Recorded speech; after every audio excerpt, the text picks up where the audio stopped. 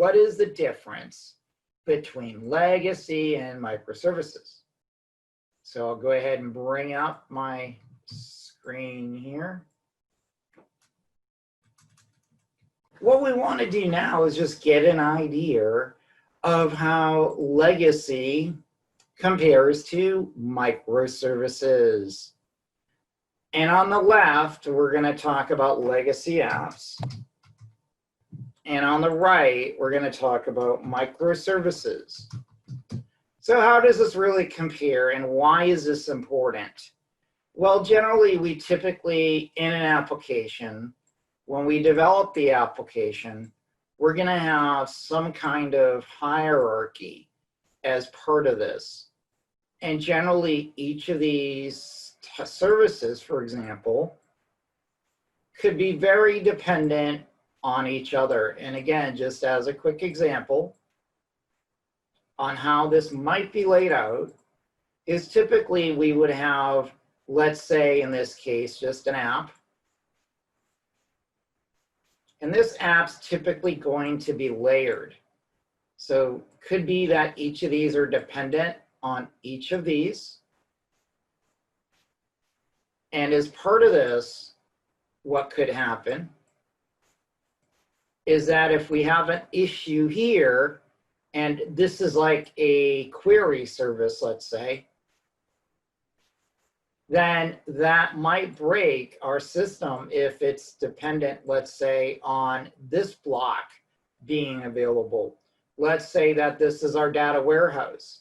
And if we're not able to query because our data warehouse doesn't have an appropriate connection point or tie into a service because it's dependent on another service, then that could cause an issue. And so this is why legacy apps generally are now being migrated to more of a microservices approach. So in the world of microservices, we generally would have basically, again, minor services, let's say, could be any number of services. And basically, instead of being in serial, we generally would have some kind of parallel approach to our services. So that if there's any issues here, for example, it's not what I want to do. It is. So if there's any issues here on this query service, then that query service should be able to still be maintained if for some reason this block goes down. So there's no counter dependence on any kind of service in a true microservices environment. Each of these are independent services. However, they tie in, of course, to the greater good of the service as a whole. Whereas over on the left, we would have issues because we typically would have counter dependence on another service or have it fully serialized, and that could cause an issue as well.